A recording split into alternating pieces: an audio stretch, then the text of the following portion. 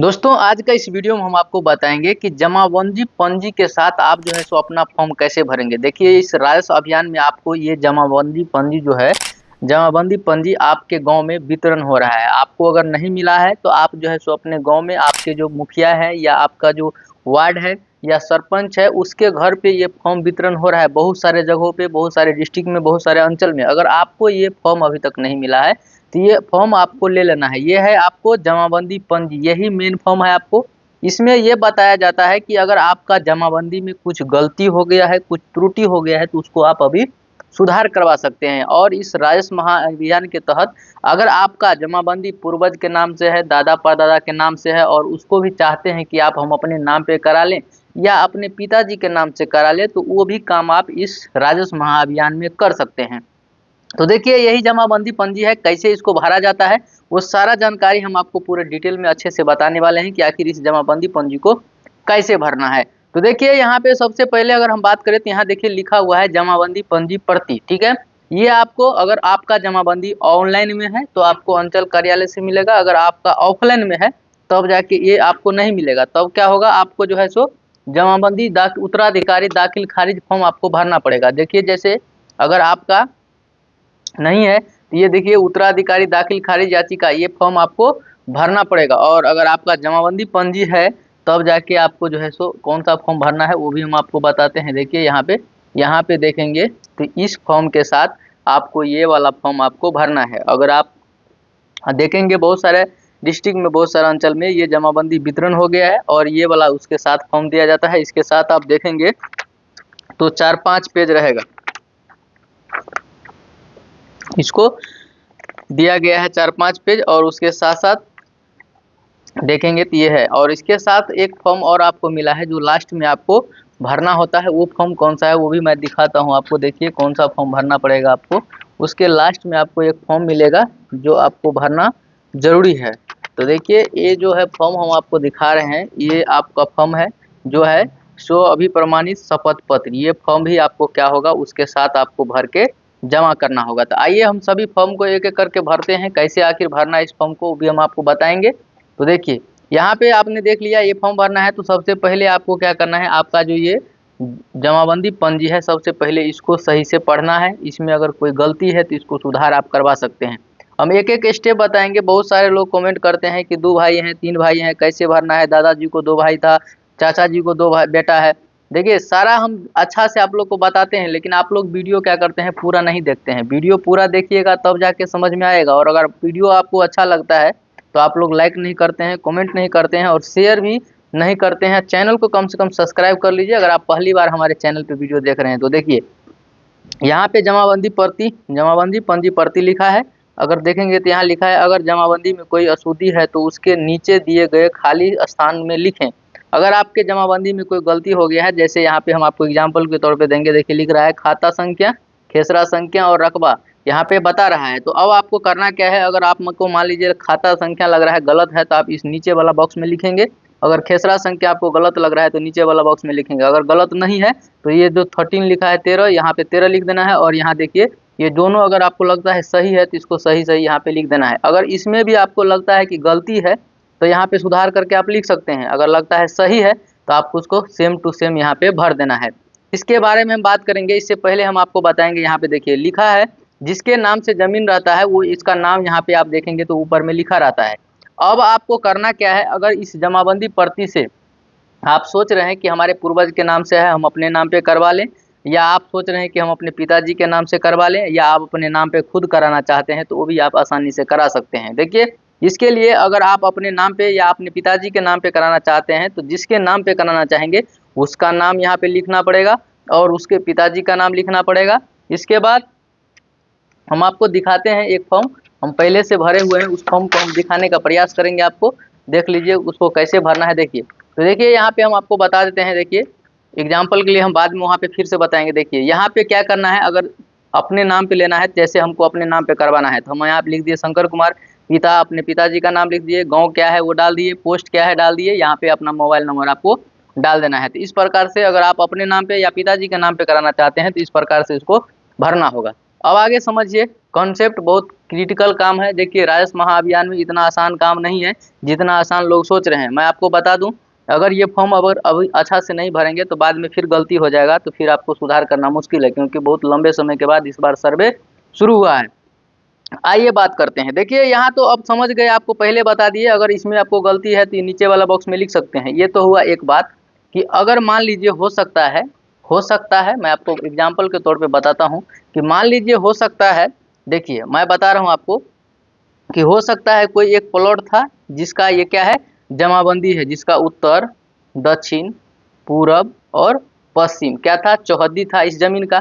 तो मान लीजिए कोई प्लॉट था, एक ही प्लॉट था जिसका खाता संख्या 13 था और खेसरा क्या था, 2 गो था। आप देखेंगे तो खेसरा लिखल रहता है, जैसे 111 लिखल रहेगा, इसके बाद ऐसे नया लिख करके लिख देगा यहाँ पे 112, ऐसा देखेंगे तो आपके जमीन के पेपर में आपको देखने को मिलेगा। ठीक है, तो इस तरह से लिखना है आपको भी लिखा रहता है।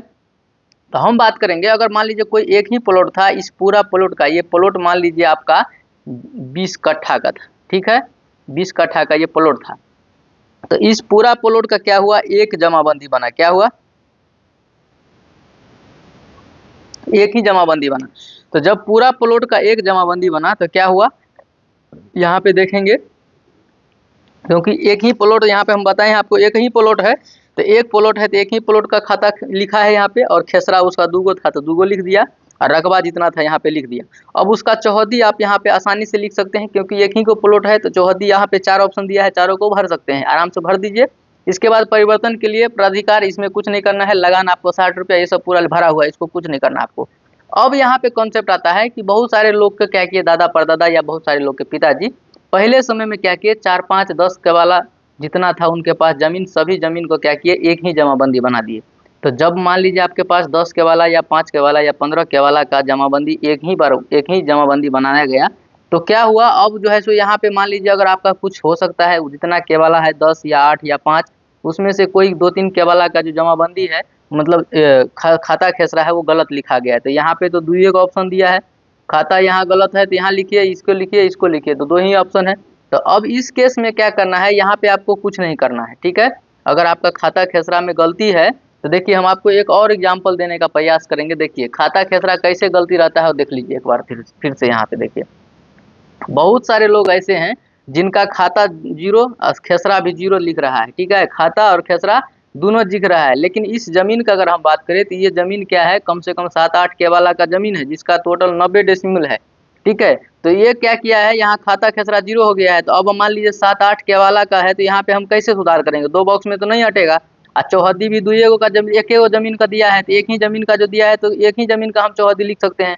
तो ऐसा तो नहीं है हमारे पास, मान लीजिए अगर 10 के वाला, 8 के वाला, 5 के वाला है, तो उस केस में आप कैसे भरेंगे। सिंगल के वाला है, सिंगल मतलब प्लॉट है, जैसे हम आपको बताए, अगर सिंगल प्लॉट का एक ही जमाबंदी है तब आप जाके ये चौहद्दी भर सकते हैं, सारा कुछ कर सकते हैं। अगर नहीं है तब आपको अलग अलग भरना पड़ेगा। कैसे भरना है वो हम आपको समझाते हैं। देखिए तो अब आपको समझ में आ गया होगा कि गलती कहाँ कहाँ हो रहा है लोगों को, मैं बता दूं आपको। देखिए अब ये तो समझ गए आप कि अगर एक ही प्लॉट का जमाबंदी है, खाता खेसरा है, तब तो ठीक है। अगर 4-5 के वाला का है तो आइए अब आगे बढ़ते हैं। देखिए हम अच्छे से बताएंगे, थोड़ा सा वीडियो लंबा होगा, आप लोगों को ध्यान देना है और वीडियो को अच्छे से वॉच करना है, तब जाके आपको समझ में आएगा कि आखिर कैसे करना है। देखिए यहाँ पे देखिए हम बात करते हैं, यहाँ पे यहाँ देखिए, यहाँ क्या है, अगर कोई खेसरा छूट गया है तो उसे यहाँ भरें। बता रहा है आपको कि अगर आपका कोई छूट गया है तो यहाँ पे आप भर सकते हैं। तो उसके लिए क्या करना है आपको, मैं बता देता हूँ, आपको पहले से भी बताया हूँ। देखिए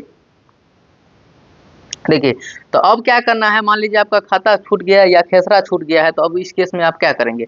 तो देखिए हम आपको फिर से बता रहे हैं, इस केस में आपको हम बता देते हैं एक बार फिर से। देखिए इस केस में भी आपको वही काम करना है। देखिए हम इसी वाले फॉर्म पे फिर से हम आपको भरते हैं, इसको हटाते हैं, इसको लास्ट में फिर से एक बार हमको रिवीजन बताना पड़ेगा आप लोग को, ठीक है। तो अब आइए देखिए यहाँ क्या करना है। देखिए ये जो खाता है खेसरा है, अब क्या करना है, आपका एक प्लॉट है, किसी एक प्लॉट का क्या करना है, पहले खाता मान लीजिए 18 है तो लिख दीजिए, और खेसरा मान लीजिए 105 है, और इसके बाद यहाँ पे लिख दीजिए 106, ठीक है। अब दूसरा का यहाँ 19 है या 20 है, 21 है, कुछ भी हो सकता है। यहाँ मान लीजिए 12 है, यहाँ 18 है, यहाँ आपका मान लीजिए 25 है। यहाँ पे क्या करना है, आपका जो है सो जो केवाला का हम बता रहे हैं आपको खाता खेसरा संख्या रहता है, मान लीजिए यहाँ पे 105 है और यहाँ पे यहाँ पे आपको 63 है। इस तरह से मान लीजिए अगर है आपको तो क्या करना है, ऐसे केवला इसमें जो खाता संख्या है भर देना है, इसमें खेसरा संख्या इसमें भरना है। और रकबा जितना जितना होगा, मान लीजिए इसमें हमको 5 डिसिमिल है तो हम 5 लिखे, इसमें 8 डिसिमिल 8 लिखे, इसमें 10 डिसिमिल है 10 डिसिमिल लिख दिए। लेकिन अब आपके पास और 4-5 केवाला है, अब कैसे करेंगे? तो इसीलिए अब करना क्या होगा, आपको एक सादा पेपर ले लेना होगा, ऐसा सादा पेपर ले लेना है। और सादा पेपर में ऐसे क्या करना है, आपको यहाँ पे लिख देना है खाता, ठीक है, और यहाँ पे लिख देना है खेसरा, ठीक है, ऐसे लाइन कर देना है और ऐसे कर देना है, ठीक है। अब यहाँ पे लिखिए खाता जो है, और यहाँ खेसरा खाता खेसरा खाता खेसरा, ऐसे जितना है पूरा लिख दीजिए और इसी फॉर्म के साथ आपको क्या करना है, अटैच कर देना है, ताकि क्या होगा, जितना खाता खेसरा है सबका हो जाएगा। अब समझिए, जैसे ये खाता लिखे, ये खेसरा लिखे, ये रकबा लिख दिए, तो अब इसी प्लॉट का चौहदी यहाँ पे लिखना है कि पूर्व में कौन है, ठीक है, इसके बाद पश्चिम में कौन है, उत्तर में कौन है, ठीक है, उत्तर में कौन है, दक्षिण में कौन है, ये आपको हर लाइन में आपको लिखना है, इसमें भी लिखना है, इसमें भी लिखना है। यानी कि इस प्लॉट का जो भी चौहद्दी होगा यहाँ पे लिखना है। लेकिन अब आपको इस चौहद्दी पे भी ध्यान देना है कि आपका चौहद्दी है वर्तमान में अभी कौन जोत रहा है जमीन, किसके जोत में जमीन है, वो सब देख के आपको बताना है। और अगर आप इसी फॉर्म के साथ अगर बंटवारा भी कर रहे हैं अपने भाई के साथ, तो उस केस में क्या होगा समझिए। यहाँ पे मान लीजिए ये प्लॉट था, अब पहले ABCD कोई ना कोई होगा आपका जमीन के चारों तरफ, उत्तर दक्षिण पूर्व पश्चिम में। जब आप बांट दीजिएगा, दो भाई का बंटवारा ले रहे हैं, दो भाई के बराबर हिस्सा में बांट रहे हैं, तो अब क्या होगा, इसका चौहद्दी ये देखिए, इसका चौहद्दी BCD होगा, लेकिन इधर में अब क्या होगा, इसका पट्टीदार ही क्या होगा, इसका चौहद्दी में हो जाएगा। अब क्या होगा, इधर इसका पट्टीदार हो जाएगा। और सेम इसके लिए भी इधर देखिए DAB रहेगा, सेम वही जो पहले से है उसका चौहद्दी में, और सिर्फ इधर का क्या होगा, ये जो है चौहद्दी में नाम इसका यहाँ पे चेंज होगा। तो ये चीज़ आपको कंसीडर करना है, कोई नहीं ऐसा बता रहा है, आप देख लीजिएगा यूट्यूब पे बहुत सारा वीडियो आपको मिलेगा सर्च करके, ऐसा कोई भी बताने वाला आपको नहीं है। अब समझ गए होंगे कि यहाँ पे इस प्रकार से लिखना है, ठीक है। इसे करके एक पेपर और लगा के इसमें लिख देना है पूरा, और जितना आपका है ये टोटल रकबा लिख देना है, लास्ट में लिख देना है टोटल कितना हुआ, टोटल कितना हुआ उतना यहाँ पे लिख देना है, कितना डेसिमल में, मान ले 90 डेसिमल हुआ तो लिख देना है 90 डिसमिल, ठीक है, लिख देना है यहाँ पे। अब क्या करना है, इसके साथ जो फॉर्म भरना है उसको समझिए कि कैसे भरना है। देखिए वीडियो मेरा थोड़ा बड़ा रहेगा, लेकिन आपको जो है सो बराबर जानकारी मिलेगा, कैसे भरना है सारा जानकारी हम आपको देंगे इस वीडियो में। देखिए तो देख रहे हैं यहाँ पे लिखा है बंटवारा उत्तराधिकार बंटवारा के साक्ष्य में माध्यम से दाखिल खारिज याचिका प्रपत्र, यानी कि आप अपने पूर्वज का जमीन या अपने पिताजी का जमीन अपने नाम पे आप करवाना चाहते हैं, तो ये प्रपत्र आपको भरना पड़ेगा। यहाँ पे पूछ रहा है सेवा में, यहाँ अंचल अधिकारी, तो यहाँ पे आपको अपने अंचल का नाम लिख देना है यहाँ पे, ठीक है। और अंचल का नाम यहाँ लिखना है। इसके बाद महाशय मैं, आप किसके नाम से इस जमीन को करवाना चाहते हैं, किसके पिताजी के नाम से या अपने नाम से, तो यहाँ पे आपको अपना नाम लिखना है। इसके बाद आपके पिताजी का क्या नाम है वो लिखना है यहाँ पे, या पुत्र का, आपकी माता है जो भी है तो उसका आपको लिख देना है। कि रिलेशन क्या है, पुत्र का है तो लिख देना है पुत्र में, टिक करना है और यहाँ पे अपने पिताजी का नाम लिख देना है। यहाँ पे ग्राम लिखना है, यहाँ अपना आपको डाकघर, यहाँ थाना, यहाँ अंचल, यहाँ जिला, यहाँ पिन कोड, यहाँ पे मोबाइल पूछ रहा है तो यहाँ पे आपको मोबाइल नंबर डाल देना है। आगे बढ़िए। हित अर्जित करने का माध्यम, बंटवारा उत्तराधिकार बंटवारा, हित अर्जित करने से संबंधित साक्ष्य का विवरण। आप जो ये जमीन अपने नाम पे करवाएंगे उसके लिए आपको क्या है, विवरण भर के देना पड़ेगा। यानी कि आपका जो दस्तावेज का प्रकार है वो किस प्रकार का है, मान ली केवाला है या खतियानी जमीन है, किस प्रकार का, यहाँ पे आपको लिखना है। दस्तावेज का संख्या, उस पर दस्तावेज जो रहता है उसके ऊपर में लिखा रहता है नंबर, वो नंबर डालना है। दस्तावेज का दिनांक, कब आपका जो है जमीन का जो है रजिस्ट्री हुआ तो पेपर पे लिखा रहता है, यहाँ पे डेट लिखना है। दस्तावेज का मूल, आपका जो है सो जो केवाला होगा या आपका खतियानी जमीन होगा, अगर आपके डॉक्यूमेंट पे पेपर पे अगर स्टाम्प वाला नहीं है तो यहाँ पे छोड़ देना है, कोई दिक्कत नहीं है। अगर है 500 का है, 200 का है, क्या है, यहाँ पे भर देना है। निर्गत करने वाले कोर्ट का नाम, कौन सा कोर्ट में आपका रजिस्ट्री हुआ तो वो लिखना है, और किस जिला में, उसी जिला का नाम लिखना है, और वहाँ का पता ये लिख देना है, ठीक है। अब आप समझिए थोड़ा सा और हम इसको विस्तार से समझाने का प्रयास करेंगे आपको। देखिए यहाँ पे व्यक्ति पूर्वज संयुक्त जमाबंदीदार का विवरण का नाम जिससे हित अर्जित किया गया है, मतलब पूर्वज का डिटेल पूछ रहा है यहाँ पे। यानी कि आप अपने पूर्वज का नाम यहाँ पे लिखे, जो आपके आपका जो अभी हम आपको बताए हैं, इस अभी जो हम बताए हैं आपको, इसमें किसका नाम है। अब देखिए यहाँ पे देख लेना है कि ये किसके नाम से है। तो देखिए यहाँ पे है, यहाँ पे नाम दिया हुआ है, वो नाम तो आपका जिसके नाम से रहेगा वो नाम आपको क्या करना है, यहाँ पे डालना है। फिर उसके पिताजी का नाम, फिर उसका संबंध, इसके बाद जाति कौन सा था, यहाँ पे पुरुष है कि महिला, मोबाइल नंबर और पता यहाँ पे डाल देना है। ठीक है, इतना डालने के बाद आप नेक्स्ट स्टेप का आपका आ जाएगा आप फॉर्म भरने के लिए। देखिए इतना जब आप कर देंगे तो आपको अब क्या करना है। देखिए यहाँ पूछ रहा है दाखिल खारिज हेतु यहाँ पे भूमि का स्थिति देने के लिए पूछ रहा है। अवस्थिति क्या है, मतलब आपका जो जमीन है वो कहाँ है, कौन सा जिला में है, कौन सा मौजा में है, वो पूरा डिटेल भरना है आपको। तो यहाँ जिला का नाम पूछ रहा है, जिला का नाम भरिए। यहाँ अपना वो कौन सा जिला मौजा अंचल में जमीन है आपका, वो अंचल भरिए। यहाँ पे हल्का पंचायत यानी कि कौन सा पंचायत है, गाँव कौन सा है, जिस गाँव में आपका जमीन है, और राजस्व थाना संख्या, जिस थाना में आपका जमीन है, थाना मतलब जिस अंचल में जमीन होगा उसका थाना नंबर यहाँ पे आपको देना है। अब आगे हम बात करते हैं, यहाँ से अब एक चीज और आ जाता है कि अब सोच रहा है शेड्यूल 1 मतलब अगर आप मान लीजिए आपके पिताजी 2 भाई थे, या आपके दादाजी 2 भाई थे, या आपके दादाजी 3 भाई थे, या आपके दादाजी 5 भाई थे, तो अब मान लीजिए वो जमाबंदी सज गया है। अभी अगर आप बंटवारा करना चाहते हैं तो यहाँ से आप इस अभियान में बंटवारा कर सकते हैं। साधारण प्रक्रिया है। करना क्या होगा आपको, अगर मान लीजिए आपके पटीदार में आपके जो है सो भाईचारा है, सब कुछ ठीक ठाक चल रहा है, तो आप चाहेंगे तो एक ही फॉर्म में अगर 2 भाई हैं तो दोनों भाई का भर सकते हैं, क्योंकि हम आपको दिखाएंगे इधर सब कुछ है। 3 भाई हैं, 4 भाई है, 5 भाई हैं, तो आप भर सकते हैं। नहीं अगर आपके भाई में बनाव नहीं है, या आपका पटीदार में बनाव नहीं है, बोलचाल नहीं है, आप चाहते हैं अलग अलग, तो कोई दिक्कत नहीं है। आप जिसके नाम से आप कराना चाहते हैं अपने हिस्सेदार का नाम यहाँ लिखना है, और उसके पिताजी का नाम यहाँ लिखना है। संबंध क्या है पिता का, तो पिता में टिक करना है। कास्ट, लिंक, मोबाइल नंबर, आधार नंबर और पता, ये सब सिंपल है, भर लेंगे आप। हो गया। इसके बाद बोल रहा है यहाँ पे शेड्यूल 1 से हित अर्जित किए गए भूमि का विवरण। अब जो है इस भाई के नाम से जो भी जमीन आप लिखना अपना डालना चाहते हैं, मान लीजिए जो सजिया जमीन था उसमें से कितना जमीन ये भाई के नाम से होगा, उतना ही क्या करना है, अपना नाम यहाँ पे डालना है। तो देखिए यहाँ पे कंप्यूटराइज जमाबंदी संख्या वर्तमान भाग पृष्ठ है, यहाँ पे आपको भर देना है। वो आपको कहाँ मिलेगा वो देख लीजिए, मैं बताता हूँ ये कहाँ मिलता है। देखिए कंप्यूटरीकृत जमाबंदी संख्या यहाँ पे लिखा हुआ है, और यहाँ पे देखेंगे तो वर्तमान भाग भी आपको देखने को यहाँ पे मिलेगा, ये आपको भरना है। तो इसी जमाबंदी पंजी से देख के पूरा डिटेल आपको भर देना है। यहाँ पे भरना है आपको खाता संख्या, प्लॉट संख्या।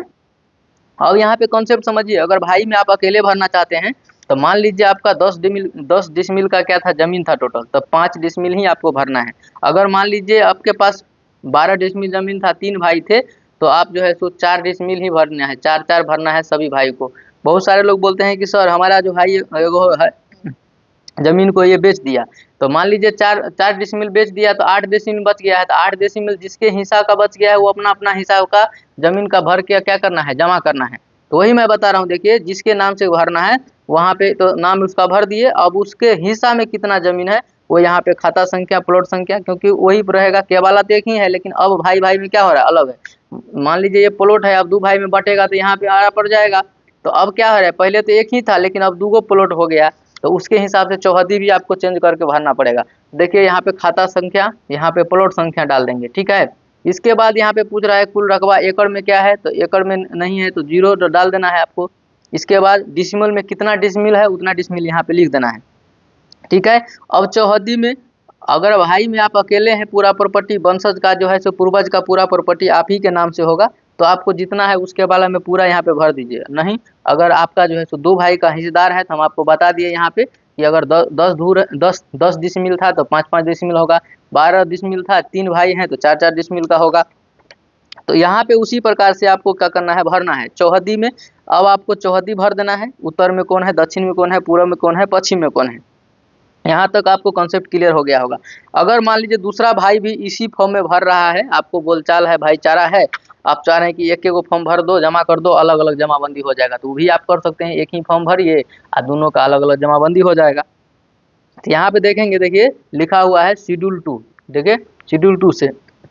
तो अगर आपका दूसरा भाई में भाईचारा है तो आप उसका नाम यहाँ लिखिए, फिर पिता का नाम तो वही सेम रहेगा, संबंध क्या है, जाति, और ये सब पूरा भर दीजिए। इसके बाद शेड्यूल 2 में फिर उसका जो है सो वर्तमान संख्या, भाग संख्या और जमाबंदी संख्या सेम रहेगा, क्योंकि हम आपको बता दिए हैं, क्योंकि एक ही जमाबंदी है, 2 भाई के नाम से कराना है, यही है। और यहाँ पे देखेंगे तो आपका वर्तमान भागवन संख्या है, तो एक ही भाई है तो आपको ये काम करना पड़ेगा। तो इसके लिए आपको फिर यहाँ पे खाता, प्लॉट, एकड़, डिसमिल, चौहद्दी, ये सब पूरा भरना है। अब इस दूसरा भाई को भी अब क्या करना है, जितना जमीन है उस जमीन का क्या करना है, अगर 2 भाई है तो उसका आधा होगा, 3 भाई है तो 3 भाग में कर लीजिए, आपके हिसाब में कितना आ रहा है उतना डेसिमल यहाँ पे भरना है। इसी प्रकार से इसको भर देना है।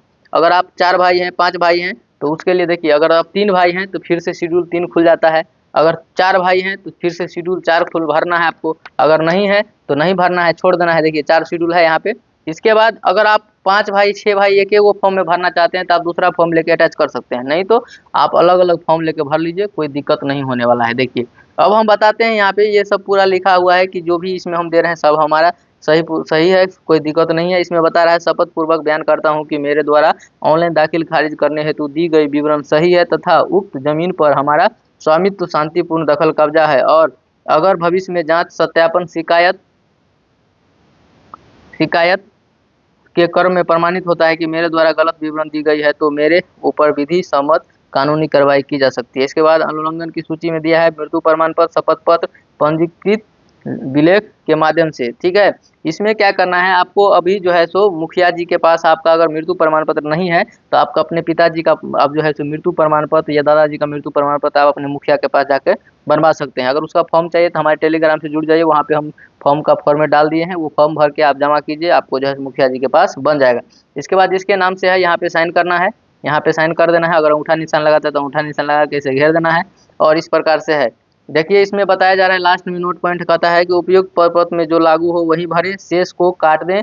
अगर उपयुक्त प्रपत्र में सभी विवरण दर्ज नहीं हो रही है तो कृपया अनुल्लंघन के रूप में विवरण को दर्ज करें। मतलब अगर आपको इस पेज में नहीं हो पा रहा है तो आप दूसरा पेज भी क्या कर सकते हैं, ऐड कर सकते हैं, कोई भी दिक्कत नहीं है। समझ गए? तो इस तरीके से आप क्या कर सकते हैं, हम आपको अभी जो बताए हैं जमाबंदी पंजी कैसे भरना है, आपको मैं उम्मीद करता हूँ कि आपको समझ में आ गया होगा कि आखिर इस जमाबंदी पंजी के साथ कैसे करना है। और लास्ट में आपको ये भी भरना जरूरी है, स्व अभिप्रमाणित शपथ पत्र। अब इस पत्र में किसका नाम होगा, देखिए जिसके नाम से आप इस जमाबंदी पंजी को ट्रांसफर करा रहे हैं, जिसके नाम पे कराना चाहते हैं उसका नाम और उसके पिताजी का नाम यहाँ लिखना है। मौजा कौन सा गांव में है, कौन सा गांव है, इसके बाद थाना, आपको अपना एड्रेस देना है जहाँ आप रहते हैं, ठीक है। इसके बाद अंचल, जिला, ये सब भर देना है। इसमें भी बता रहा है वही बात कि अगर भविष्य में जांच सत्यापन शिकायत के क्रम में प्रमाणित होता है कि मेरे द्वारा गलत विवरण दी गई है तो मेरे ऊपर विधि सम्मत कानूनी कार्रवाई की जा सकती है। और उसका शपथकर्ता का नाम, मोबाइल नंबर और हस्ताक्षर, नहीं तो अंगूठा लगाना है यहाँ पे। देखिए इसका मतलब होता है कि आप जो फॉर्म भर के दे रहे हैं आप किसी तरह का गलत नहीं कर रहे हैं, फ्रॉड नहीं कर रहे हैं, और किसी तरीके का जो है सो आप स्कैम नहीं कर रहे हैं। जो भी इसमें दे रहे हैं भर के वो 100% क्या है, सही है। तो इससे ये साबित होगा कि आप जो फॉर्म दे रहे हैं भर के वो 100% सही है, किसी प्रकार का कोई गलत नहीं है। क्योंकि हो सकता है अगर आप ये शपथ पत्र नहीं देगा तो दूसरे आदमी, कोई तीसरे आदमी का जमीन का क्या करेगा, भर के अपने नाम से दाखिल खारिज कराने का प्रयास करेगा, लेकिन ऐसा होगा नहीं, क्योंकि अब जो है सो हर कुछ डिजिटल होते जा रहा है, तो अब सब कुछ डिजिटल हो जाएगा। तो दोस्तों मैं फिर से आपको बताना चाहूँगा कि अगर आपको वीडियो अच्छा लगता है, हमारा अगर वीडियो आपको पसंद आता है, जानकारी पसंद आता है, तो प्लीज़ चैनल को आप लोग ज़रूर सब्सक्राइब कीजिए और ज़्यादा से ज़्यादा लोगों को शेयर कीजिए, ताकि एक दूसरे का हेल्प हो सके। वीडियो हम जो बनाते हैं आप ही लोग के हेल्प के लिए बनाते हैं। अगर आप लोग हमको सपोर्ट कीजिएगा तो हम आप लोग के लिए हमेशा सपोर्ट करते रहेंगे और अच्छी अच्छी जानकारी हम आपको हमेशा देने का प्रयास करेंगे। दोस्तों अगर आप वीडियो हमारा लास्ट तक देखे हैं तो आपको दिल से बहुत बहुत धन्यवाद।